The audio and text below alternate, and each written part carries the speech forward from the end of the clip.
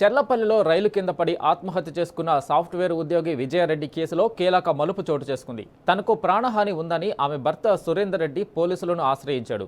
తనకు రక్షణ కల్పించాలని మేడిపల్లి పిఎస్లో కంప్లైంట్ చేశాడు. భార్య విజయరెడ్డి పిల్లల ఆత్మహత్యకు తన అత్త పుష్పలత, బామర్ది చిరంజీవిలే కారణమని సురేందర్ రెడ్డి ఆరోపించారు.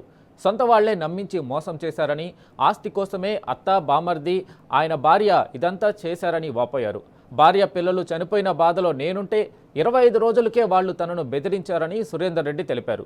తన భార్య పిల్లలు ఆత్మహత్య చేసుకునేంత పెరికవాళ్లు కాదని మరోసారి స్పష్టం చేశారు సురేందర్ రెడ్డి. తాను చనిపోతే ఆస్తి మొత్తం తల్లిదండ్రులకి, ట్రస్ట్కి రాసిస్తానన్నారు. చనిపోయిన 3 రోజులకి నా ఆస్తులన్నీ నా చెల్ల మీద ఉన్నాయి, మా ఆస్తులన్నీ మా బిడ్డ మీద ఉన్నాయని చెప్పారు. అది కరెక్ట్ కాదు. అంతా అది తప్పుతో పట్టేయడానికి, మీడియాని పోలీసు వాళ్ళు తప్పుతో పట్టేయడానికి. వాళ్ళ ఆస్తులు ఏమి లేవు ఈమె పేరు మీద. ఎవరైనా కానీ తన ఆస్తులు తన మీద పెట్టుకుంటే తన ఆస్తులు బిడ్డ పేరు మీద పెట్టారు. ఇంకోటి ఏంటి అంటే, మా ఆస్తులే ఆయన రియల్ ఎస్టేట్ చేసేది. రియల్ ఎస్టేట్ చేసి మేము ఇచ్చిన డబ్బులతో రియల్ ఎస్టేట్ చేసేది. అప్పుడు మా వైఫ్ డబ్బులు ఇచ్చింది కాబట్టి మా వైఫ్ ఆమె పేరు చేసుకోవాలనుకుంటుంది, కానీ అతని పేరు మీద చేయాలనుకోదు. ఎందుకంటే అతని మీద నమ్మకం లేదు మా వైఫ్కు.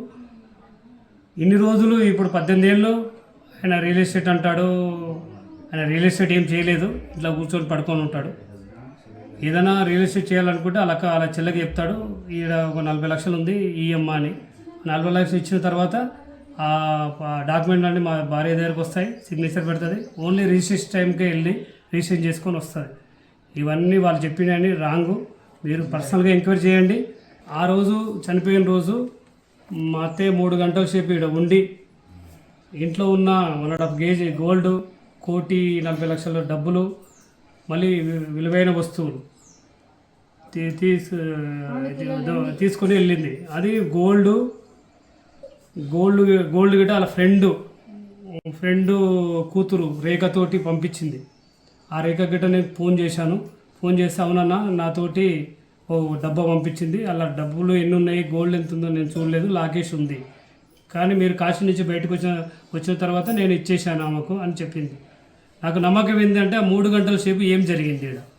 ఆ 3 గంటలు మా వైఫ్ ఏదైనా సూసైడ్ నోట్ రాసి పెట్టిందా, ఇంకేమైనా రాసిందా, అది నాకు తెలియదు. ఎందుకు వాళ్ళు 3 గంటల సేపు ఇక్కడ చదవవలసి వచ్చింది. ఇంకోటి మా వైఫ్ బెడ్రూమ్లో ఒక కాలిపోయిన కాగితాలు కనిపించాయి. ఎవరు దాన్ని కాల్చారు, దీని హిస్టరీ వెనుక ఎవరు ఉన్నారు? మా అత్త, మా బొమ్మడిది